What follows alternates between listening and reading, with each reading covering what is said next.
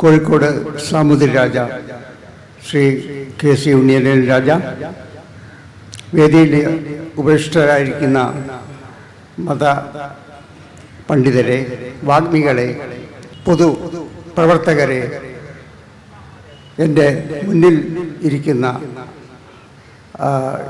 ഈ സമ്മേളനവുമായി ബന്ധപ്പെട്ട എല്ലാ നല്ല ശ്രോതാക്കൾക്കും ജനങ്ങൾക്കും ആദ്യമേ ഞാൻ നന്ദി രേഖപ്പെടുത്തട്ടെ. സാമൂതിരിക്ക് വേണ്ടിയിട്ട് 2 വാക്ക് സംസാരിക്കുവാനായി എനിക്ക് അവസരം തന്ന ഈ സമ്മേളനത്തിൻ്റെ ഭാരവാഹികളോട് എനിക്ക് ആദ്യമേ ഉള്ള കൃതജ്ഞത രേഖപ്പെടുത്തട്ടെ. ഇന്ത്യ സന്ദർശിച്ച സഞ്ചാരികൾ പലരും യൂറോപ്യൻ സഞ്ചാരികളും അതുപോലെ തന്നെ അറബ് നാടുകളിൽ നിന്നും ചൈനയിൽ നിന്ന് പോലും വന്ന സഞ്ചാരികളും അവരുടേതായിട്ടുള്ള അനുഭവങ്ങൾ രേഖപ്പെടുത്തിയ ചരിത്ര രേഖകൾ നമ്മുടെ മുമ്പിലുണ്ട്. അതിലൊക്കെ തന്നെ സാമൂതിരിയെ പറ്റി നല്ല വാക്കല്ലാതെ ഒരു മോശം പരാമർശം ഉണ്ടായിട്ടില്ല. ചരിത്രം അങ്ങനെയാണ് പറയുന്നത്. 14-ാം നൂറ്റാണ്ട് തൊട്ട് തന്നെ സാമൂതിരിയുടെ രാജവാഴ്ച അല്ലെങ്കിൽ ഭരണം മലബാറിൽ ഉണ്ടായി. അതിനുശേഷം പല വിദേശികളും കേരളത്തിൽ വന്നു. വിദേശികൾ കേരളത്തിൽ വന്നത് പ്രകൃതി സൗന്ദര്യം ആസ്വദിക്കുവാനാണെന്ന് മാത്രം പറയാൻ പറ്റിയില്ല. കാരണം അവരുടെ കച്ചവട താല്പര്യങ്ങൾ ഉണ്ടായിരുന്നു. കാരണം കുരുമുളകും മറ്റ് സ്പൈസസും അവർ ലക്ഷ്യമിട്ടത് കേരളത്തെയാണ്. പക്ഷേ നല്ല ഒരു സംസ്കാരത്തിൻ്റെ ഉടമയായ സാമൂതിരി രാജാവ് എല്ലാവരെയും ഒന്നായി കണ്ടു. ഇവിടെയുള്ള ഹിന്ദുക്കളെയും മുസ്ലിമുകളെയും അതുപോലെ തന്നെ വിദേശത്തുനിന്ന് വന്ന കച്ചവടത്തിന് വന്നവരെയും എല്ലാവരെയും നല്ല ദൃഷ്ടിയിലാണ് അദ്ദേഹം കണ്ടത്. പക്ഷേ വിരുന്നു വന്നവർ തന്നെ ഭരണം പറ്റുന്ന ഒരു ചരിത്രമായിരുന്നു നമുക്കുണ്ടായിരുന്നത്.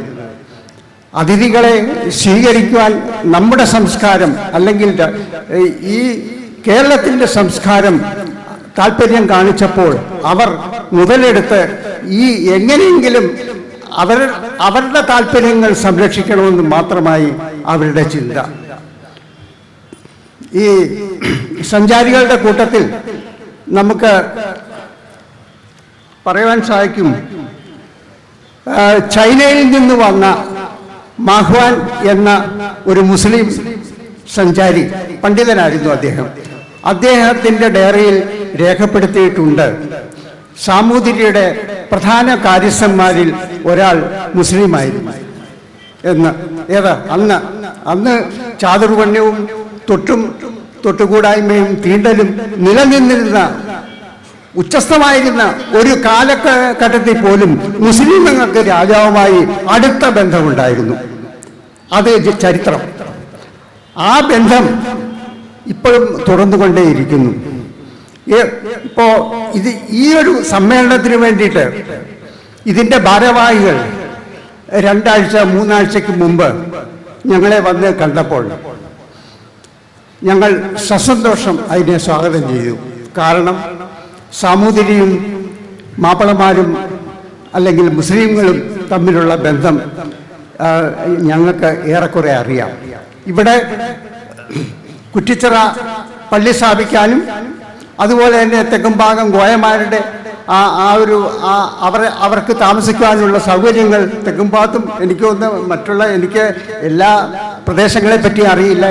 കാരണം ഞങ്ങളവിടെ പോയത് കൊണ്ടാണ് ഈ ഒരു ഓർമ്മ ഇപ്പോൾ എനിക്ക് തോന്നുന്നത്. അങ്ങനെ കോയമാരുമായിട്ടുള്ള ബന്ധവും ഇവിടെയുള്ള മറ്റ് മുസ്ലിങ്ങളുമായിട്ടുള്ള ബന്ധവും ഇതൊക്കെ ചരിത്രത്തിൻ്റെ ഭാഗങ്ങളായി മാറിക്കഴിഞ്ഞു. ഇന്നും സൗഹാർദ്ദം കാത്തു സൂക്ഷിക്കുന്ന കോഴിക്കോട് നഗരത്തിന് അതിൻ്റേതായിട്ടുള്ള ഒരു സൗഹൃദ അന്തരീക്ഷമുണ്ട്. ആ അന്തരീക്ഷം ഇന്നും കാത്തു സൂക്ഷിക്കുന്നതിൽ ഇവിടെയുള്ള ജനവിഭാഗങ്ങൾ, പ്രത്യേകിച്ച് മുസ്ലിങ്ങൾ, എന്തെല്ലാം കലാപങ്ങളും ലഹളകളും പ്രക്ഷോഭങ്ങളും ഇവിടെ ഈ രാജ്യത്ത് നടന്നാലും ശരി, പൊതുവിൽ കോഴിക്കോട് നഗരം ഇന്നും അതിൽ നിന്നെല്ലാം വിട്ടുനിൽക്കുന്ന ഒരു കാഴ്ചയാണ് നമുക്ക് കാണാൻ സാധിച്ചത്. അതിൽ പ്രധാന കോൺട്രിബ്യൂഷൻ ഇവിടുത്തെ ജനസംഖ്യയിൽ പ്രധാന ഭൂരിപക്ഷം ഞാൻ പറയുന്നില്ല, കാരണം ജനസംഖ്യയെ പറ്റി എനിക്ക് വലിയ വിവരമൊന്നുമില്ല. എങ്കിൽ പോലും ഒരു പ്രധാന ജനവിഭാഗമായ മുസ്ലിങ്ങൾ അവരുടേതായിട്ടുള്ള കോൺട്രിബ്യൂഷൻ ചെയ്തിട്ടുണ്ട് എന്നുള്ളത് നിസ്സംശയം പറയുവാൻ സാധിക്കും.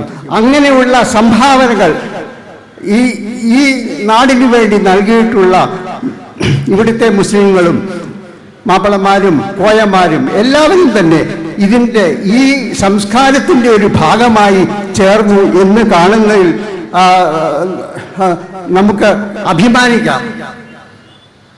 സൂര്യൻ ഒന്നേ ഉള്ളൂ, അത് നദിയിൽ കാണുമ്പോൾ ഒറ്റ സൂര്യനേ ഉള്ളൂ, കുളത്തിൽ കാണുമ്പോൾ ഒറ്റ സൂര്യനേ ഉള്ളൂ. അതേസമയം അതിലെ ജലം 8 ചിരട്ടകളിൽ നിറച്ചു കഴിഞ്ഞാൽ 8 സൂര്യനായി കാണും. അപ്പോൾ ഈ 8 സൂര്യന്മാർ നമ്മൾ കാണുന്നെങ്കിൽ തന്നെ സൂര്യൻ ഒന്നേ ഉള്ളൂ. അതിനെ നമ്മൾ 8 പാത്രങ്ങളിൽ കാണുന്നു എന്നല്ലാതെ. അപ്പോൾ നമ്മൾ എന്തെല്ലാം മതം, ഹിന്ദു മതമാണെങ്കിലും മുസ്ലിം മതമാണെങ്കിലും ക്രിസ്തു മതമാണെങ്കിലും ബുദ്ധമതമാണെങ്കിലും എല്ലാം തന്നെ ഏകദൈവം, ഏകശക്തി, ഏക ബ്രഹ്മം എന്ന് വിശ്വസിക്കുന്ന ഒരു വിശ്വാസ പ്രമാണങ്ങളിലാണ് എല്ലാ മതങ്ങളും ചെന്നെത്തുന്നത്. അപ്പോൾ അതുകൊണ്ട് ഈ മതങ്ങൾ തമ്മിൽ കലഹിക്കേണ്ട യാതൊരു കാര്യവുമില്ല. അപ്പോൾ ഇന്ന് ഇതുപോലെയുള്ള സമ്മേളനങ്ങൾ നമ്മുടെ മൂല്യങ്ങളെയും മാനുഷിക മൂല്യങ്ങളെയും അതുപോലെ തന്നെ സംസ്കാരത്തെ വീണ്ടും ഓർമ്മിപ്പിക്കുന്ന ഇത്തരം സമ്മേളനങ്ങൾ തീർച്ചയായിട്ടും കോഴിക്കോട് നഗരത്തിന് തന്നെ ഒരു അഭിമാനമാണ്, മുസ്ലിം സമുദായത്തിന് തന്നെ ഒരു അഭിമാനമാണ്. അതിലെ സാമൂതിരിപ്പാടിന് പങ്കെടുക്കാൻ ആദ്യമായ താല്പര്യം ഉണ്ടായതിൽ അതിശയപ്പെടേണ്ട കാര്യമില്ല. ഈ സമ്മേളനത്തിന് എല്ലാവിധ ഭാവുകങ്ങളും സാമൂതിരി രാജയുടെ പേരിൽ ആശംസിച്ചുകൊണ്ട് ഞാൻ എൻ്റെ വാക്കുകൾ ചുരുക്കുന്നു. നന്ദി, നമസ്കാരം.